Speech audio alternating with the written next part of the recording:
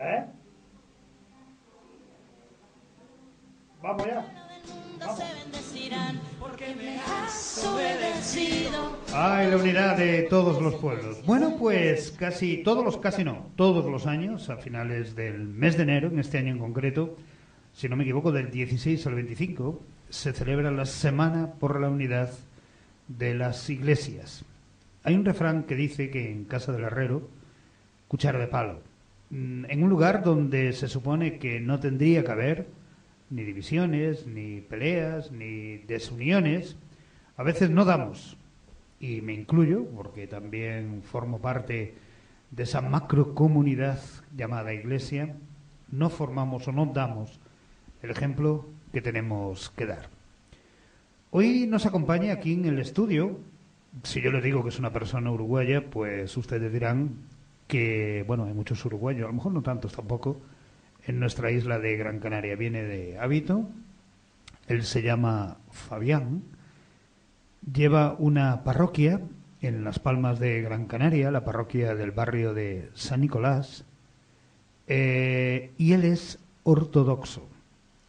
Ustedes saben que dentro de la variedad cristiana, entre otras, pues están, por ejemplo, los católicos, los protestantes y los ortodoxos.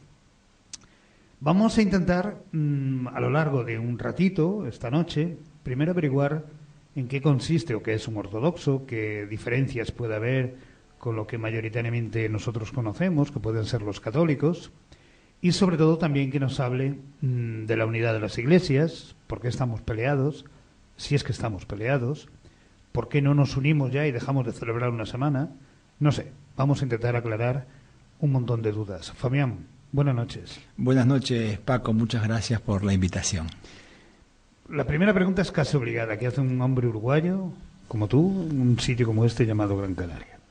Pues bueno, la función del sacerdote y en particular de cualquier religioso es anunciar el Evangelio y bautizar a las naciones. En nuestro caso esa es nuestra función como sacerdote. Estamos aquí porque Dios quiso que estuviéramos aquí. Podíamos haber estado en Sudamérica o mañana podemos irnos a cualquier otra parte, ahí donde nos ordenen ir. Uh-huh. Estamos como los soldados con la maleta abierta sobre la cama, así estamos todos los sacerdotes. Errantes y peregrinos, como sí. Abraham en su momento, que también caminó a lo largo del desierto. Fabián, ¿qué es un ortodoxo? Un ortodoxo es un cristiano, es un católico. Como dice el credo, creemos en la Iglesia que es una, santa y católica. Somos seguidores de Jesucristo, fuimos fundados en Pentecostés cuando el Espíritu Santo descendió sobre los apóstoles. A partir de ahí nos dedicamos a predicar por el mundo la buena noticia de la resurrección, y por una cuestión, supongo que fundamentalmente idiomática, se nos comenzó a llamar ortodoxo un poco como sinónimo de cristiano de origen griego, pues ortodoxo significa la forma recta, la forma adecuada de creer. Esta forma recta y adecuada de creer se fue conformando a través del tiempo, fundamentalmente en los 7 primeros concilios ecuménicos que compartimos todos los católicos. Somos, al igual que la Iglesia de Pedro, católicos y apostólicos. Has dicho que ortodoxo es el recto, el fiel, no sé si decir el auténtico. Los demás, ¿qué les falta para no ser ortodoxos? Pues la respuesta dependerá de quien la dé. Hay quien dirá, hace falta conocer. Simplemente conocer más. Sigan siendo lo que quieran ser todos, pero conozcan. Uh-huh. Comencemos por leer a los santos padres, en principio. No podemos entender lo que es la ortodoxia si, por ejemplo, no leemos a San Atanasio, no leemos a San Juan Damasceno, no leemos a San Juan Crisóstomo, San Basilio, Gregorio Magno. Empecemos por aprender y hagámosle caso a lo que decía Santo Tomás, quemen esto. Eso dijo él, quémenlo. Eso me enseñaron a mí en el ISTIC. ¿Y quemaste mucho? No, no se quema, no se debe quemar, se debe aprender. Amigo, claro. Yo creo que en la vida a veces queremos despojarnos de tantas cosas que a veces incluso dentro de ese rebumbio, por decirlo de alguna manera, de cosas que tiramos, incluso tiramos cosas como súper importantes. Dentro de la confesión ortodoxa, tú eres un pope. Bueno, sí, en realidad soy un presbítero. Pope es una costumbre, no sé tomada de dónde, supongo que de los norteamericanos, cuando se referían a los presbíteros rusos. Los sacerdotes, tal y cual se desprende de los primeros tiempos, tienen 3 grados: el diácono, el presbítero y el episcopos. Como sacerdote casado no voy a ser episcopos, salvo que decidan comenzar a elegir sacerdotes casados. Claro, una de las grandes diferencias entre católicos y ortodoxos es que todos los curas que no lleguen a ser obispos o que no quieran, la duda que yo tengo es si no quieren o no son propuestos para ser obispos, sí pueden casarse. El que quiera llegar a obispo no podría casarse, ¿ok? No, en realidad no es quien quiera. Hay quien no quiere e igual lo nombran obispo. Igual lo nombran obispo. Por eso tenía yo la duda, aquellos que proponen para. Sí, mire, tradicionalmente han existido obispos casados, extraídos desde el clero casado, pero en los últimos, hablamos 1000 y tantos años, se ha preferido elegir monjes, es decir, provenientes del monacato, por lo tanto, célibes, por elección. Quien elige ponerse al servicio de Dios por medio del monacato, lo elige. Desde ahí se suelen elegir las personas para dirigir la comunidad, el episcopos, que es quien mira en derredor, como el nombre lo dice, epi, en derredor, scopos, mirar. Pues es el obispo, quien mira en derredor, quien cuida, el pastor. Claro. Por debajo de él tenemos a los sacerdotes, el diácono, que es tradicionalmente quien servía, quien colaboraba, quien administraba, y el presbítero. Con el diácono no hay mayor inconveniente si es casado o si no es casado.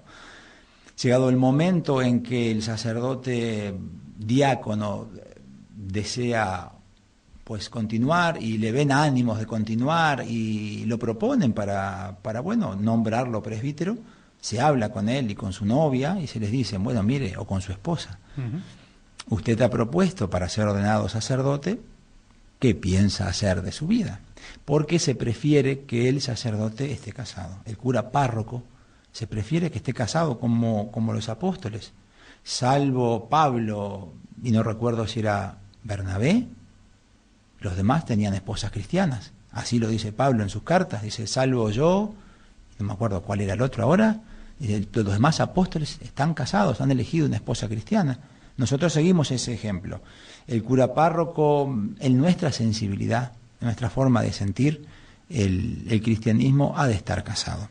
Si no está casado, no es que se le niegue ser ordenado sacerdote, pero se le pide que se tome un tiempo. Bueno, piénselo. De reflexión. Sí, 40 años o 50 más y vuelva. Si ve que... No, si él no quiere dedicarse plenamente al servicio, pues para eso está el monacato. Claro. Ustedes no ven a lo mejor demasiada diferencia, incluso por tus palabras intuyo que es preferible que uno que esté al servicio de la comunidad, un sacerdote, un sacerdos, servicio de la comunidad, esté casado y no soltero. Es preferible, es lo que han elegido desde hace cientos de años y por algo lo eligen así. Claro. Una de las cosas que yo he oído, y que hay más de uno que lo dice también, que no se le entiende demasiado a los ortodoxos, es en su liturgia que utilicen demasiado el griego. Los griegos, yo no. Yo lo hago en castellano, yo soy de Uruguay, hablo español, no celebro en griego. Ah, ¿no? No. Dios me libre si no lo entiendo. Claro. Es como que celebrara... Bueno, sí, eventualmente. Hay un principio que siempre, por lo menos en los primeros tiempos, guió a los cristianos, y era alabar a Dios en su idioma.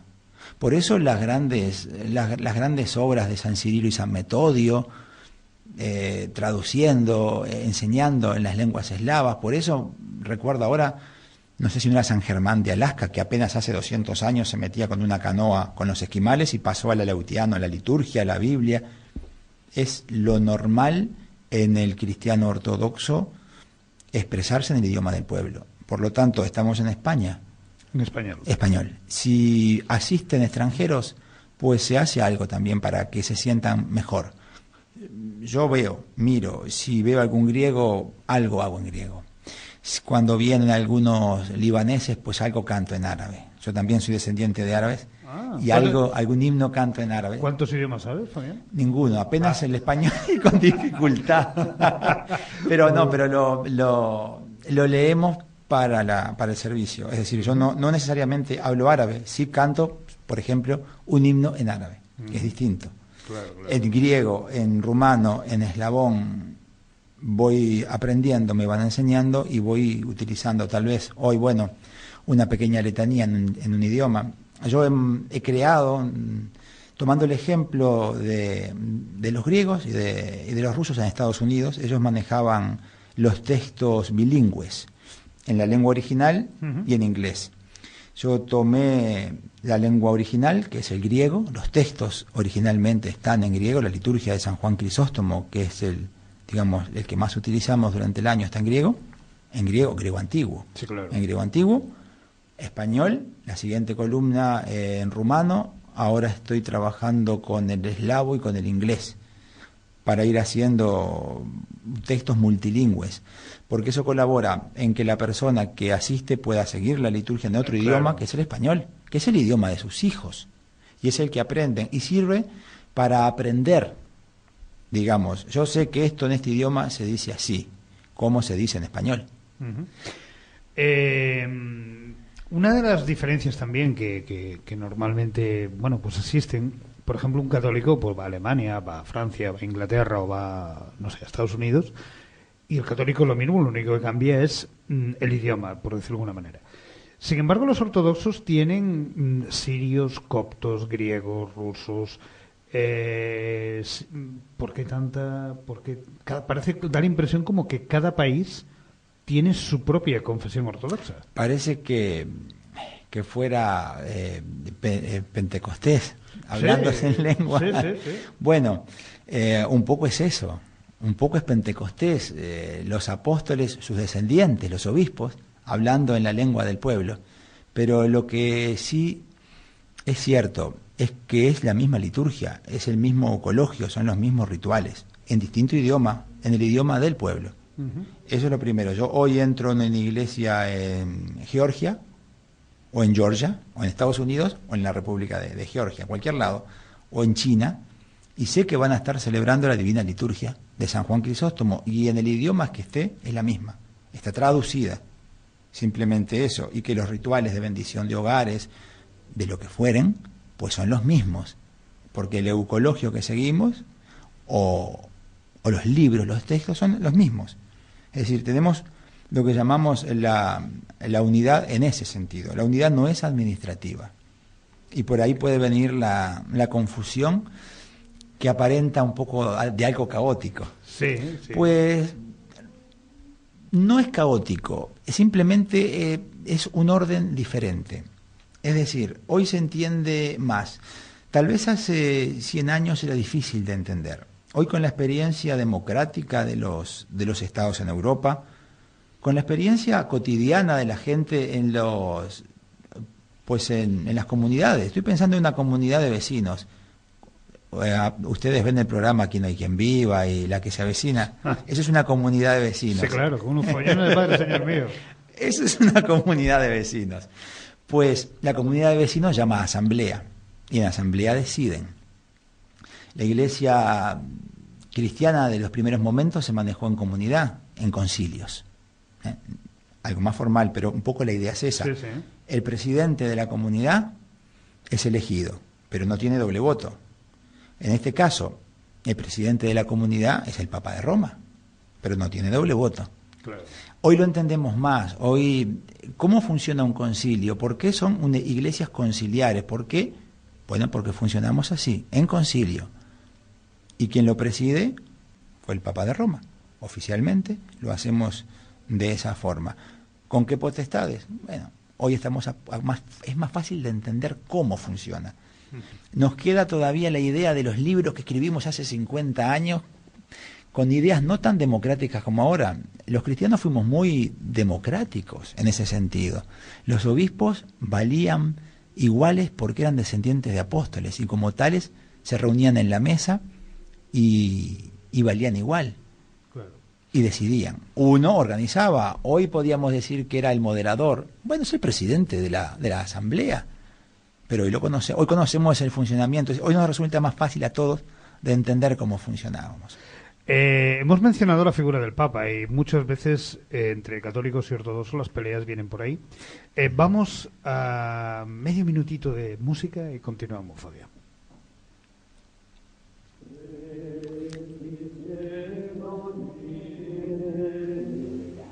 Lo de los idiomas, hay un fenómeno que se produce un poco por cuestión de la invasión turca, que son los patriarcados nacionales. El pueblo ruso, patriarca ruso; el pueblo griego, patriarca griego; el pueblo rumano, patriarca rumano. Eso es una herejía. Eso es piletismo. Es discriminación. Hoy se llamaría discriminación. Era un poco por el tema de la dominación turca. Cuando un príncipe, supongamos un príncipe serbio, se liberaba de los turcos musulmanes que lo oprimían, pues se convertía en protector de su iglesia y de su pueblo. Y se fue tergiversando. La parroquia nuestra es una de las pocas que no son étnicas, que el cura no es étnico, no pertenece a ninguna. Pero tú vas a Jerusalén, por ejemplo, y ellos es una amalgama griegos, sirios, egipcios, Después me imagino que a lo mejor las diferencias son sencillamente. También hay divisiones previas a Calcedonia. También muchos de Oriente se separaron cuando los concilios de Calcedonia. Pero ahora están retornando porque aparentemente uno de los problemas fue la traducción. Pero quedaron con sus... Vamos.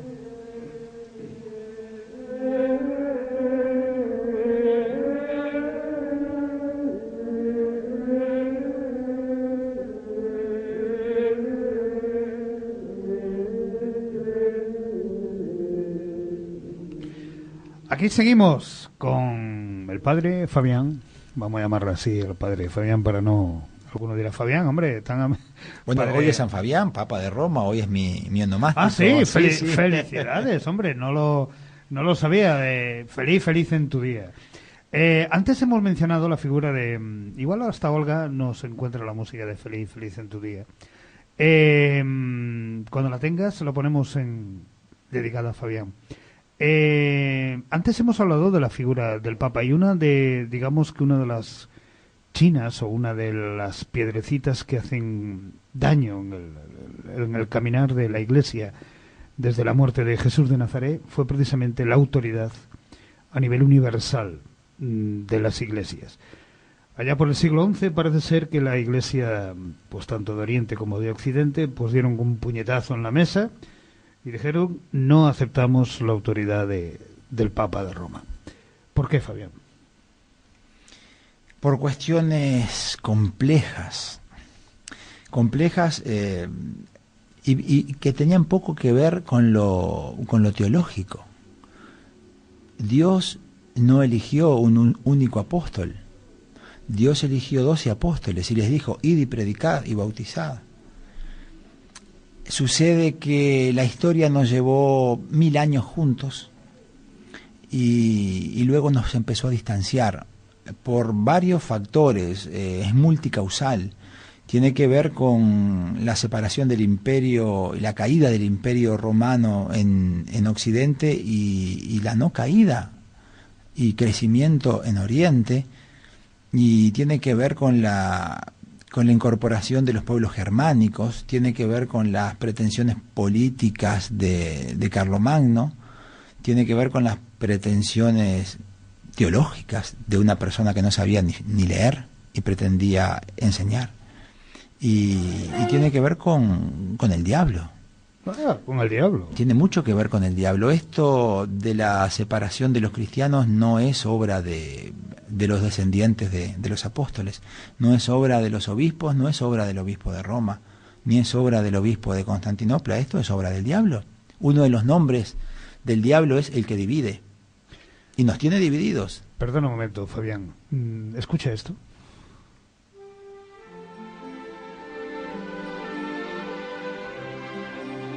Queridos amigos, esta canción es un regalo que quiero hacer a todos los niños del mundo para que en el día de su cumpleaños la canten junto a su familia y amiguitos cuando apaguen las velitas de su... No importa.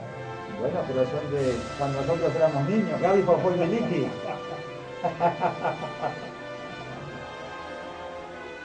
Meliki solo.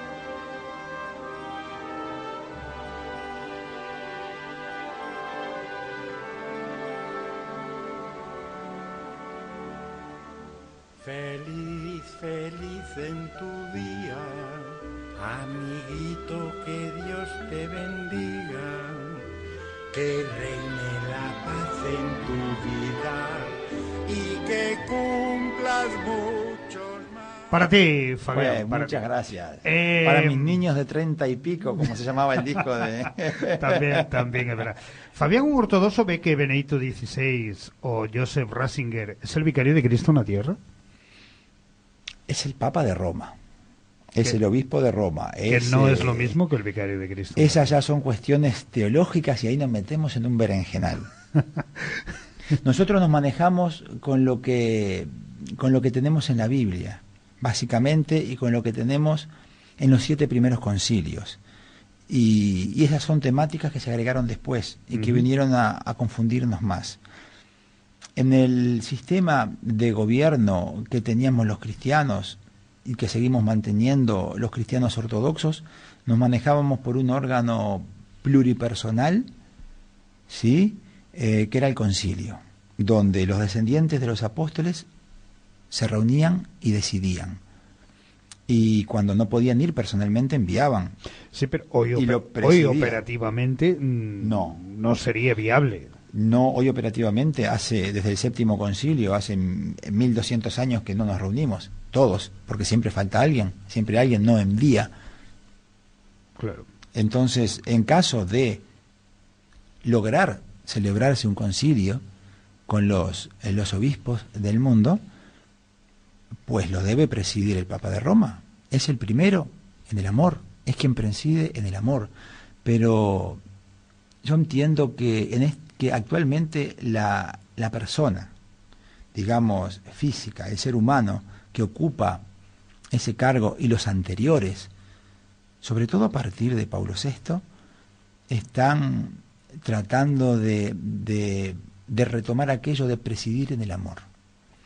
En un momento en que un Papa de Roma pretendió decidir algo por su propia cuenta, fue el obispo de Alejandría, si no me equivoco, Pedro, que decía: no entiendo por qué, hermano, ¿nos quieres ordenar? No alcanzaba a entender por qué. Es que era otro mundo. Mientras Oriente, el imperio siguió existiendo 1000 años más, un imperio romano cristiano, donde en lugar de llevar las águilas romanas llevaban una cruz o el crismón, esa X y esa P que aparece en el Cirio Pascual, que es el anagrama de Cristo, Christos. Occidente vivía otra realidad, y esa otra realidad contribuyó a esta otra forma de pensar, necesaria para sobrevivir en esa época. Fue necesario organizar Occidente de esa forma, porque de lo contrario le hubieran barrido lo que fue la Edad Media. Claro. Pablo, en la primera carta a los Corintios, dice: todos seremos transformados por la victoria de nuestro Señor Jesucristo, que es el lema de este año de la Semana de la Unidad de las Iglesias. Las semanas, este tipo de semanas, este tipo de encuentros, ¿tienen un final feliz? ¿O es simplemente recordar todos los años una semana y nunca nos ponemos de acuerdo?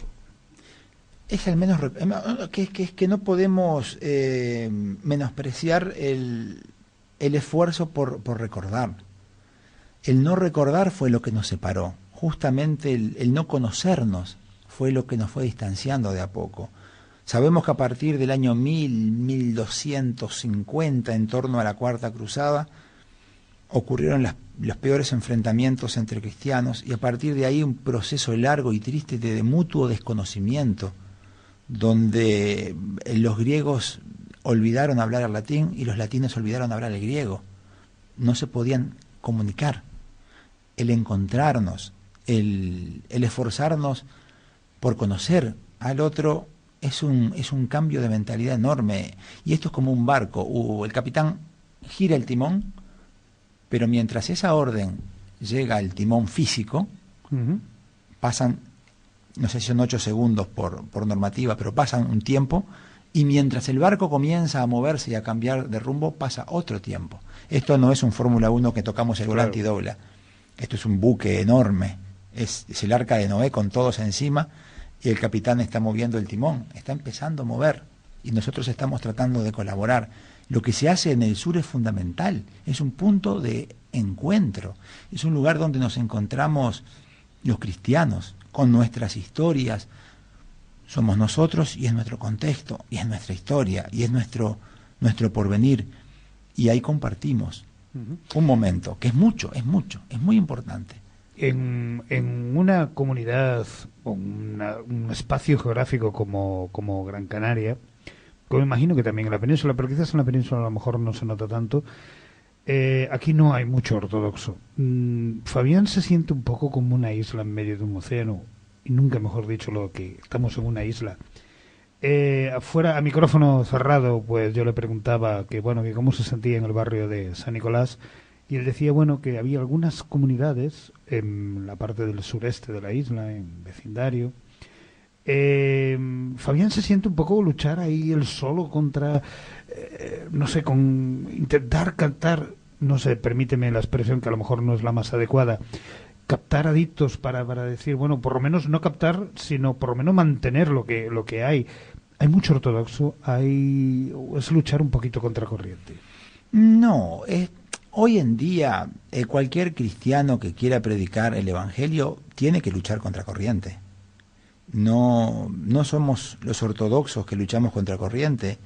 Es mi hermano en el presbiterio, el padre de Santiago, Chavo Suárez, quien está a cargo de la parroquia católica, no solo de San Nicolás, de San Francisco, sí, claro, y de cuántos lugares lo llaman para ir a echar una mano, quien tiene que luchar contra corriente, contra los jóvenes que están en las esquinas pues fumándose un porrito, o sin futuro, o sin saber por qué tienen que preocuparse, por qué tienen que sufrir con su hermano que sufre, por qué tienen que intentar salir adelante y no saben por qué, y no saben qué hace un señor vestido así haciendo eso que está haciendo ahí adentro, y no sabe por qué la gente entra a la iglesia, y no sabe que es una iglesia, y no sabe por qué hay que ser solidario, y no sabe por qué nos salvamos todos o morimos todos. La salvación no es egoísta y solo. Y a él le dicen, con €1 consigue una hamburguesa, sálvate tú, come tú la hamburguesa, los demás que no la coman.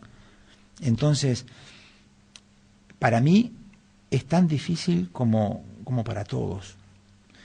Tal vez sea más difícil porque estamos lejos de lo que son los países donde hay mayoría de ortodoxos. Tal vez haya menos gente, es cierto, pero el problema es el mismo. El problema es la fe, es el mismo problema que tuvieron los cristianos en tiempos de Diocleciano. Es el mismo problema, se nos persigue a todos por igual y claro, sufrimos todos por igual. Sí, es verdad. Si ya de por sí el obispo de aquí de la diócesis, pues siempre anda diciendo, y es verdad además, que que los seminarios están un poquito escasos de vocaciones, quizás un poco planteándolo lo que tú dices, ¿no? De que hoy no hay esa motivación. Si a nivel católico el futuro es negro, a nivel ortodoxo, Fabián, ¿cómo ve el futuro? ¿Quién es el repuesto de Fabián? Es que todos somos católicos. Los ortodoxos no somos una rama separada de Roma, ni Roma es una rama separada de la ortodoxia como opuestos. Compartimos los 1000 primeros años y luego nos distanciamos. Hay quien dice lo contrario, ¿no? Hay quien dice ustedes se fueron, ustedes se fueron, ustedes se fueron. Claro. De nosotros. Depende de dónde se mire. Sí, pero hoy estamos todos de acuerdo y no es la teología, es la historia que dice, caramba, señores, durante los 1000 años fueron lo mismo, sí, nacieron igual, sí, cada vez que se presentan igual, sí. ¿No será que hubo cosas que sucedieron que todavía estamos tratando de entender que los alejó? Posiblemente. Entonces, ahí todos, al menos Roma y la ortodoxia, puede decir que cree en Jesucristo, porque así lo transmitieron los apóstoles. Por eso somos apostólicos, porque nuestras sedes fueron fundadas por apóstoles. Constantinopla fue fundada por Andrés, el primero en ser llamado y hermano de Pedro. Roma fue fundada por Pedro. Antioquía fue también fundada por Pedro. Entonces, y otras tantas. Entonces, somos católicos y apostólicos todos. Y estamos en un mismo barco, aunque no nos hayamos dado cuenta, unos estemos en proa, otros en popa, el barco es el mismo, porque el Señor es el mismo. No vino aquí un iluminado y nos dijo, Dios me habló a mí, no, fue Dios que nos habló a los apóstoles. Ellos lo transmitieron a sus seguidores y de ahí, de uno a otro, hasta llegar a nuestros obispos. Por eso somos católicos y apostólicos. Y eso es lo que nos une, ese es el terreno común. Y ahora, en el siglo XXI, hemos cambiado el chip todos. Todos sabemos lo que es la multiculturalidad. Todos comprendemos y entendemos que existen diferentes formas de sentir. Pero esto no era así hace 50 años. Hace 50 años no podíamos entender cómo una persona podía sentir de otra forma. No lo podíamos entender. No era culpa de las personas que les tocó vivir en esa época. Claro. Vamos a ir terminando, Fabián. ¿Llegaremos a ver tú y yo una no división? No lo sé, eso son cosas de Dios. Hay una cosa que a mí me impactó mucho y es cuando Jesucristo aún estaba con nosotros. No había sido crucificado y no había resucitado. Y ya los apóstoles estaban diciendo, ¿quién será tu preferido? Vamos. Claro. Y él a lo mejor nos miró como a niños y nos dijo, aprendan. Ustedes aprenden. El último de ustedes será el primero. Algo así les respondió. Y seguimos haciendo lo mismo. Seguimos peleándonos por ver quién es el favorito de Jesucristo. Y a lo mejor él quiere vernos cómo crecemos y cómo maduramos. Seguimos siendo niños. Niños de 2000 años. Pero somos niños que tenemos que madurar y aprender a querernos. Sin duda habrá mucha gente que nos esté escuchando ahora. Mándales o lánzales pues un mensaje en relación a la unidad de las iglesias. A esta semana que todos los años celebramos y que ojalá algún día no haya que celebrar porque ya no hay por qué tener ni tener por qué celebrarla, ¿no?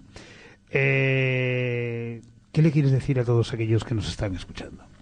Pues quien nos escucha de por sí es una persona que está abierta a recibir, pues que esté dispuesta a recibir a sus hermanos y a conocer, pero también a enseñar. Aquí no hay nadie que tenga toda la verdad, solo Dios tiene toda la verdad. Estemos dispuestos a enseñar con amor. Uno cuando le enseña algo con amor a su hijo, no se lo impone. Trata de que lo aprenda.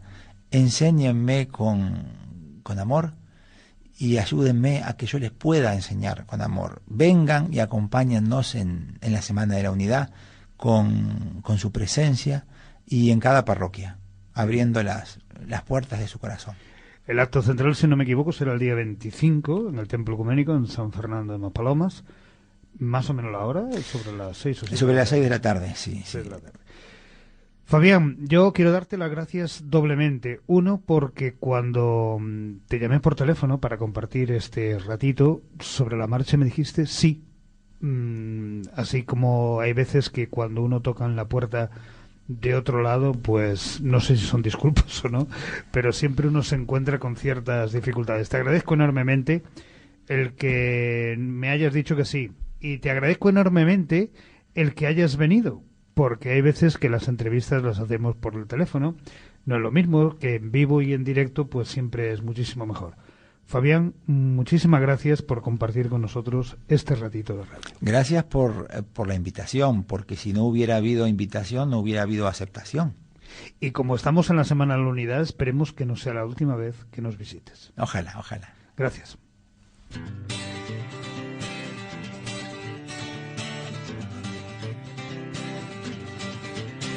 Si ofreces la paz que sea duradera, si llevas la verdad, somos iglesia.